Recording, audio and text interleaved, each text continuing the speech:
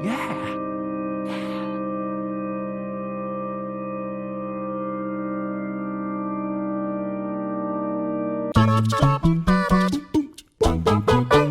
Hello all of you little demons, Jules here for WhatCulture.com, back again with another episode of the awesomely named and awfully hosted Choose Your Own Adventure, the weekly medieval themed format where I, the crown jewels of WhatCulture.com, take a list chosen by you. Yes, you, the person who is wearing odd socks and isn't going to tell a single soul about this. The fools. Yes, you get to decide what list I dole out to you each and every single week. And this week we have none other to thank than David Buck Bailey for their suggestion of video games that just didn't live up to the hype. Now this is the thing, the hype train, it's a wonderful, wonderful beast, isn't it? You hear the little toot toot in the distance and you're like, all aboard, brothers. But it can be a dangerous ride, because even when you're swarming with all of your friends inside the very cramped carriages, you might take a look out of the window as you're squished up against the window frame itself in seat F38 and whatever carriage it's in, and you'll see that the track itself is so bumpy, and each bump is starting to derail the train a little bit. It's just like, oh, we missed a deadline. Oh, where's all that money gone? Oh, Kickstarter requires all this funding. Oh no, ah! And before you know it, you're plummeting into the abyss along with your hopes and dreams. This long story was brought to you by the fact that I was trying to think of an introduction and I just went off on one. So with that in mind, I'm Jules, this is WhatCulture.com, and these are 8 video games that just didn't live up to the hype. And you know the drill by now. Say hi to me here in the live chat and also put your suggestions for next week's episode down in the comments section below. But until then, let's get on with this list. Number 8, Haze. The term Halo killer was bandied around like a hot potato during the early to mid-2000s as everyone was trying to take a can opener to Microsoft's big green tin of spam known as Master Chief and steal away a precious piece of the market. Many tried and many failed, but for some, Haze will stand out among all others because it was close to being this Halo killer but ended up face down sprawled out on the pavement. Maybe it was due to an incredibly saturated ad campaign, or maybe it was the fact that Sony owners were just that little bit more desperate to grab onto any exclusive with all their might, or perhaps it was just because Haze had such a brilliant premise that it managed to balls up entirely. Now the gimmick here was that the battle suits that you're wearing fed drugs directly into your central nervous system, allowing you to ignore all of the horrible, definitely war crime things that you were doing. You weren't shooting a rebellion in the face, no, you were playing a video game where everyone's happy and you're getting little health pickups and everyone's singing and shining. It sounds great, doesn't it? Or not great, but it sounds like it would definitely have a good message on the idea of gratification and violence, and especially in modern war games. But look at the title of this video, which is down there, I've just remembered. It didn't happen. No, that's not at all what went down. What did go down was this game's score once you ditched the battle suit after about 3 missions and began a boring slog of an FPS that never regained its footing. By giving players what they actually wanted and then systematically stripping it away after an hour, we were all left wondering what the hell the devs thought was going to happen. "Oh please sir, can I play with the stick rather than the mega death laser?" said no one ever.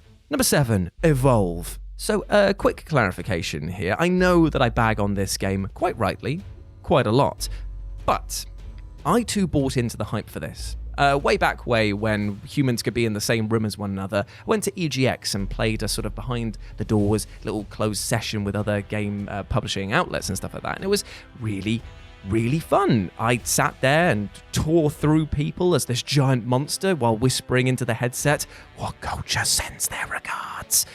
I had a really good time. I played for about half an hour and I just destroyed everything and everyone, and I left the session just going, damn, this might be the game. But then it happened. This game turned out to be just the chrysalis of Evolve's own downfall, as while the experience was an absolute hoot and holler for the first couple of rounds, it was only when you asked the question of, okay, so what's next, do you suddenly realise that this title is an empty husk, devoid of anything resembling long-term investment. Making matters worse was that the game's advertising campaign was so aggressive to the nth degree, meaning that it was absolutely everywhere. Yet behind the flash graphics and clever ads was a pre-order system that may have well been the actual monster of the piece. Heavily inflated prices on skins and items flooded the game within days of release, and soon it became clear that it wasn't the gigantic beasts that were evolving, but the title itself, as it tried every new trick it could to scam you out of a few quid. Luckily for everyone involved, Evolve turned out to be an evolutionary dead end. Nice pun, Jules. Thank you very much. Number 6. Any of the Fable games. Poor old Peter Molyneux. I felt bad last week. I sang a song about him. I sang a song of Sixpence and a pocket full of humble pie. I don't know why I'm just mixing those two things. I felt bad after just basically calling him the father of lies. But the problem is I want to go for a pint with him. Do you know why? Because I know that if I did, that silver tongue in his gob would mean that I'd be walking away with 13 different women's numbers, I'd have the bar bill completely comped, and he would have chucked in a free doner chip kebab monstrosity to end the night with. I'd have a good time with him. But when it comes to video games, he over-eggs it so much that he ends up with it on his face. His Fable games are brilliant, there's no doubt about that, but his relentless tirade of promises mean that none of them even had a hope of coming close to reflecting his intentions, and as such left some corners of the fan base desiring much more than what was offered. Now, things obviously weren't helped by his strange tactic of denouncing the previous entries in the Fable franchise in order to hype up the next installment, and weirdly enough, he continues to be the hype man of the highest or lowest caliber depending on how you look at it, going on and on to promise more and more. Peter, just get a muzzle. Number 5, Mighty Number 9.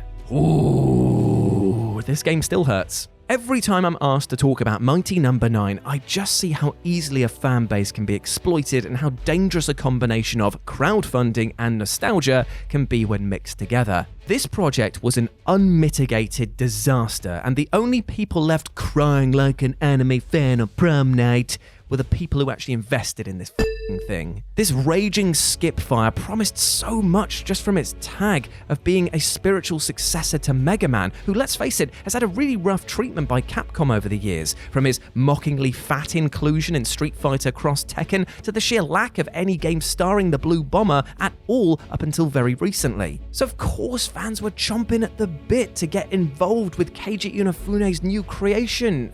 We all got swept up in the hype. Oh no.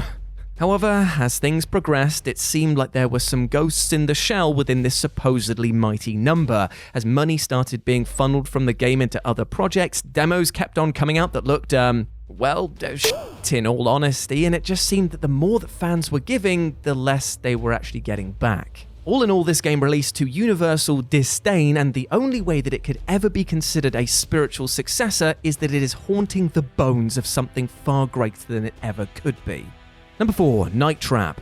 So unlike many games that failed to deliver on their promises, Night Trap is a very different beast entirely, because this game was actually overhyped by not the developers or the publishers, but of politicians and people who derided this game, saying that it was going to corrupt them youths and that we should burn every copy of it imaginable. So as you can imagine, I really wanted to play this game. I mean, after all, being told not to play something is basically just going like, oh, you can't have this golden goose, my friend. And I'm just there like, I want a golden goose. I want omelets that will pass right through me like heavy lead. But unfortunately, it never stood a chance of living up to all the promises of lewd, rude nudes and visceral depictions of violence. Because it's about as wild as a tea with your nan, and to be honest, considering how rough the FMV sections look and how completely non-sexy the participants are, it's about as titillating as well. Upon getting this game to play for the first time, I was genuinely excited to see what had set the world alight and helped push back video games along a timeline of acceptability for years. But when it turned out to be an adequate, at best, puzzler about you saving teenagers from what I imagined the putty squad from Mighty Morphin Power Rangers would look like if they were a Sunday League football team, I was a little bit disappointed, to say the least. Does that make me a bad person for wanting to see more tits and gore in this game? Yeah, probably. But anyway, let's do our musical interlude for this week, because of course, it's got to be about Night Trap, my friends. Have you seen the lyrics to this? Hold on, 2 seconds. I'm going to get the lyrics up to the chorus that we're going to be doing a rendition of here. Night Trap, that boy will find you. Night Trap, watch out behind you. Night Trap, girls, if you are driving a ride, you'll be caught in the night. What are these lyrics? It's like you decided to get Google Maps to write them for you. I understand the night trap bit. That's catchy as hell. That boy will find you. And then girls, if you're driving a ride. Boys, are we ready? Long story short. Osley, are you ready for some sing-along fun? This laptop doesn't even work, by the way. It's just, broke. James, are you driving a ride? Don't know what that means, Jules. Night trap. That boy will find you. Night trap. Watch out behind you, Nat Trap. Girls, if you're driving around. Night crap. Number 3, Daikatana. Oh, Johnny boy, the pipes are calling. You a bitch. John Romero promised to make us his bitch with this game. I feel like that should be all I need to say about this, how it tried to hype something up and then delivered us Daikatana. I would say normally a pile of shit, a pile of hot, warm vomit with bugs on. But Daikatana just seems to roll off the tongue better and actually describe the horrible fecal matter in front of us in a much more superior way. Fine. Okay, I'll describe the gameplay a little bit more to make you realise why that ad campaign does not match up with the gameplay at all. For starters, the controls feel like you're piloting a battered Soviet-era tank and the driver has had a little too much fermented potato juice, and the graphics are so jagged and rife with tearing that you could cut a week-old roast on it. However, my favourite bit of absolute low is the AI who genuinely lack all semblance of I from that description, and the only A's they appear to be are a-holes who will get in your way constantly and love offering themselves up as meat shields to both enemy fire and your own. The bloom was definitely off the rose with this one, John, and you've left us with a field of manure. Cheers. Number 2, Advent Rising. Advent Rising! What could have been, eh? I mean, this was meant to be Mass Effect before Mass Effect was around. This was meant to be a franchise that was going to span the entire galaxy, had its own comic book section, and have tons of offshoots as well. It's going to be the beginning of a huge video game empire that saw you being able to craft a personal narrative as you went across this massive sci-fi space opera. That is incredibly lofty, right? We'll now try and squeeze that onto the original Xbox. Oh, you're going to have to cut the corners a bit there, mate. And that's exactly what the developers did. They said, it's okay, I'm sure we can trim some of the ideas out of it. Maybe let's drop some action sequences, some world exploration. Do you think that people would mind if we totally botched the aiming controls? Yes. Yes, we did. Now, while not being a terrible game by any stretch of the imagination, its pretty abysmal aiming controls hampered this so much. There was a ton of content and worlds to explore, but just getting there and doing it was, like moving through molasses, but shooting with input delay. Imagine that, quick draw McGraw, floppy hand Luke, you know what I'm saying? And despite having an enormous ad campaign and even gameplay previews being screened in cinemas, Advent Rising failed to do just that and flopped hard upon its release. And number 1, Pac-Man on the Atari 2600. The marketing for this game was an easy home run for Atari. They could have literally just opened the window to their offices and yelled at kids on the street, "Hey lads, do you want to play some Atari on the home console?" And they would have had a mob rush the door. They would have been full within minutes because Pac-Man was super hot right at this point. Pac-Man fever was running rampant back in the heady days of the arcade, with the little yellow dot munching pellets and coins from punters with wanton abandon. But so sure were they that this title would be a smash hit, Atari did the most Atari thing possible in that they completely half-arsed it and ordered one man, Todd Fry, to complete the job in 6 months. And then Atari went away rubbing its own hands and ordered 1 million copies of the game to be manufactured as they were confident it would shift this stockpile within weeks. And you know what? They were right. This game sold like hotcakes. The only problem was that the steam that was rising off of these hotcakes allowed players to look at it a bit closer and realize that what they bought was just some hot garbage. Todd went on record to state how he had to work around not only a tight schedule but also hardware that was so inferior that he couldn't actually get all of the ghosts to appear on screen at once, hence why the game flickers as it loads different aspects to avoid keeling over and bloody dying. Critics and fans hated this game, seeing it as a poor knockoff that utterly failed to live up to the hype. And you know what? If Atari were paying attention to this reaction rather than the sounds of coins rolling into their Scrooge McDuckian style vaults, they would have realized that maybe it wasn't a good idea to release things that got critical disdain. and maybe would have stopped them from releasing a tiny little title that you may have heard of, E.T. Good one, Atari.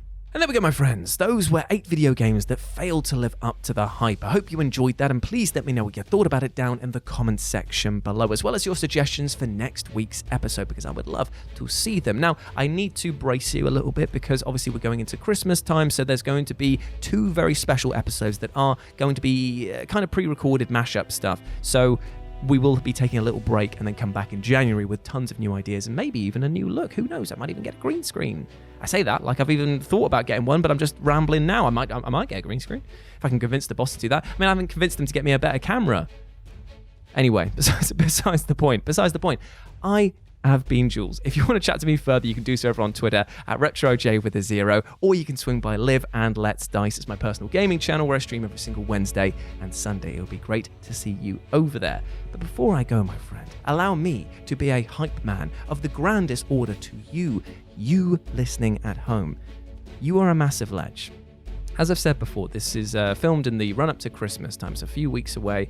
The nights are getting cold and the days are getting shorter, and it can be a lot to take on board, especially with the current situation going on. But allow me to hype you up with the warm, stoking fires of pure positive energy and remind you that you are a massive ledge. You are in control of your own life. You make your own choices and actions and decisions. There is support available to you, friends, family, professionals in the support industry, because these people care about you and want you to do well. And all of this encapsulates one single message that I just want to hammer home, that you are never alone. Okay? Big love to you. Take care of yourself. And I'll speak to you next week. Peace out.